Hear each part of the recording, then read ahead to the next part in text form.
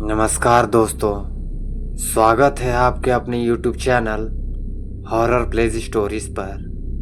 दोस्तों, आज की जो कहानी है वह फाइल नंबर 178 केस नंबर 176 की है। ये कहानी जुर्म की दुनिया की वह काली परछाई है जिसके असर ने सबकी नींद उड़ा दी थी। एक शहर में एक पुलिस थाना था। थाने में अक्सर स्थानीय लोग समस्या लेकर आते रहते थे और उनका समाधान आसानी से हो जाया करता था, क्योंकि शहर की आबादी बहुत कम थी और यहाँ के लोग भी शांति के साथ जीवन जीना पसंद करते थे। सब कुछ बेहतर चल रहा था। तभी थाने में एक लेडी ऑफिसर की नियुक्ति होती है। उसका नाम रीटा था। इंस्पेक्टर रीटा बहुत ईमानदार और बहादुर है। वह आते ही पुलिस थाने का मुआयना करती है और हवलदार से थाने की साफ सफाई करवाने को कहती है। हवलदार भी आदेनुसार सफाई कर्मचारी को बुला के पूरे थाने की सफाई करवाते हैं। तभी रीटा थाने के स्टोर रूम में चली जाती है। वह वहां कुछ पुराने केसों की फाइल देख रही होती है।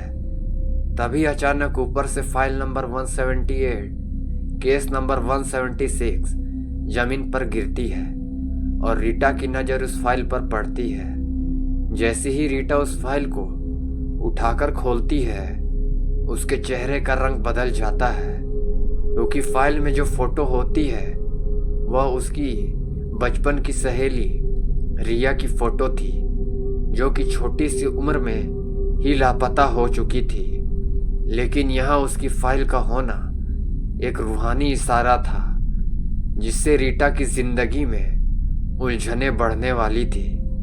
रीटा इन सब बातों से अनजान अपनी रिया के घर में फोन लगाती है और उसके बारे में उसके माता पिता को बताते हुए कहती है कि आपकी बच्ची इस दुनिया में नहीं रही। यह बात आज सच साबित हो गई है, क्योंकि उससे संबंधित फाइल मेरे हाथ लगी है और इससे आपकी बच्ची की हत्या की पुष्टि की गई है।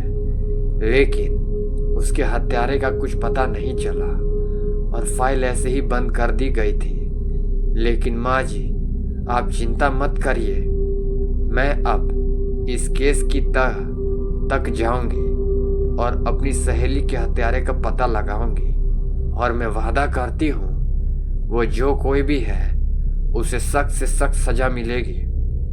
जिसने भी मेरी सहेली के साथ ऐसा किया था। रीटा इतना कहकर के फोन रख देती है और थाने के सभी सिपाहियों को बुलाती है और अपनी सहेली के केस की फाइल दिखाकर सभी से उसके बारे में जानना चाहती है।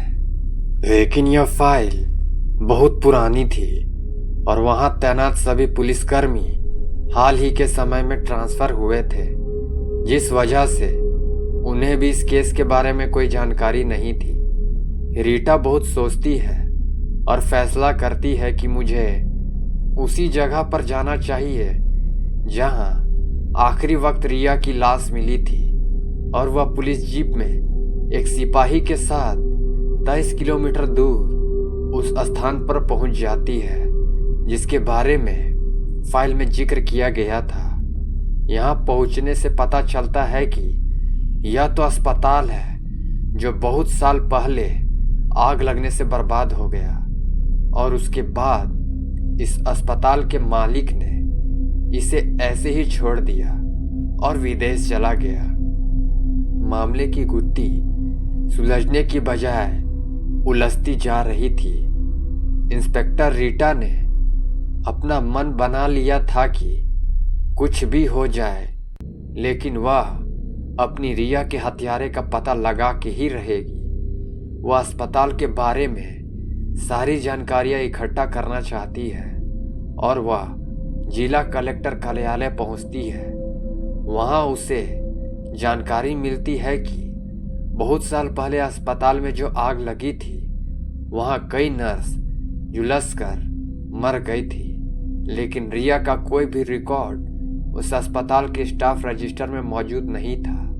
और बातों बातों में रीटा को उसके स्कूल से संबंधित एक सूचना मिलती है।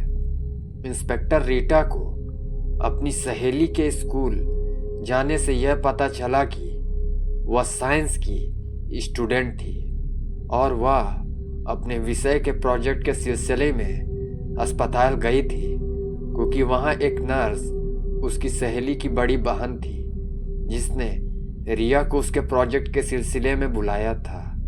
अब इंस्पेक्टर रीटा को एहसास हो गया था कि हो ना हो रिया की हत्या से इस अस्पताल का जरूर कोई ना कोई कनेक्शन है।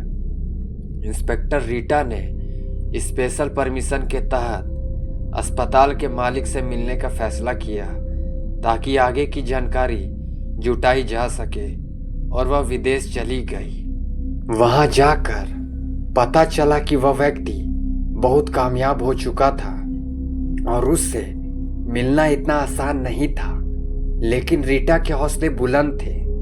उसने ठान लिया था कि वह उससे मिलकर ही रहेगी और रीटा वह अस्पताल के मालिक का मोबाइल नंबर हासिल कर लेती है और उसे एक धमकी भरा मैसेज रिया की हत्या को लेकर भेज देती है। दरअसल यह अंधेरे में तीर लगाने जैसा था और तीर जाके सही निशाने पर लग जाता है, क्योंकि अब वह इंस्पेक्टर रीटा से मिलने को तैयार हो जाता है और जैसे ही दोनों की मुलाकात होती है तो इंस्पेक्टर रीटा को उसके चेहरे का हाव भाव देखकर पता चल जाता है कि रिया की हत्या में जरूर इसका कोई हाथ है।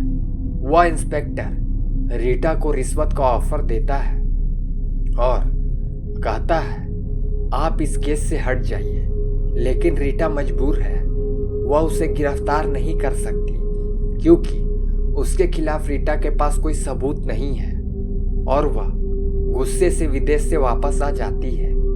तभी रीटा के मोबाइल में अचानक एक फोन आता है और उसे अस्पताल के सीक्रेट चैम्बर का पता चलता है और वह दोबारा सब पुलिस कर्मियों को लेकर उसी अस्पताल पहुंचती है और तहखाने में बने हुए चैम्बर का दरवाजा खुलवाती है।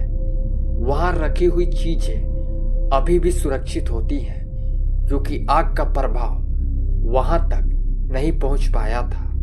सारे कमरे की तलाशी लेने के बाद रीटा को एक वीडियो कैमरा और एक पेन ड्राइव मिलती है और जब उसकी रिकॉर्डिंग देखा जाता है तो पता चलता है कि इस अस्पताल का मालिक महिला मरीजों को आपत्तिजनक वीडियो बनाता था और उन्हें इंटरनेशनल बाजार में बेचता था और इस काम में अस्पताल के भी कुछ स्टाफ उसका साथ देते थे।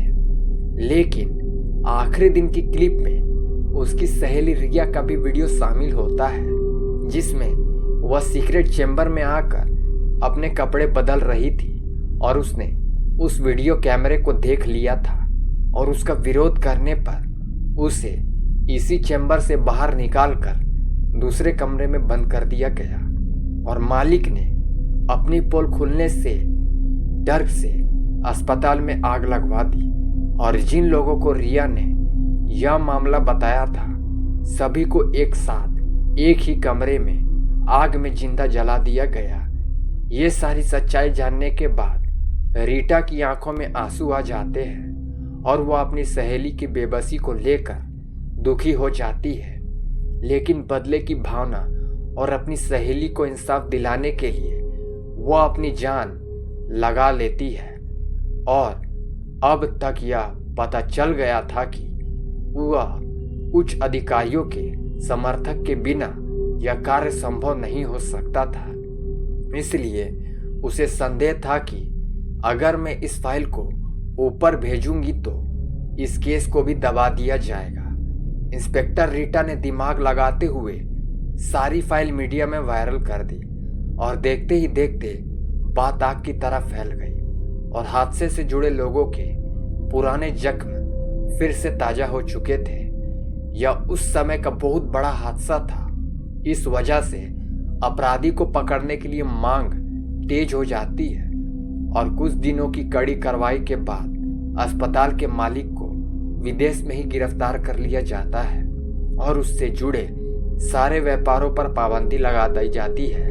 और एक दिन रीटा थाने में बैठकर अपनी सहेली को इंसाफ मिलने पर खुश हो रही होती है, तभी उसके सामने पड़े कागज पर अपने आप एक पेन चलने लगता है और पेपर लिख जाता है, thank you my friend Rita, और कहानी खत्म हो जाती है।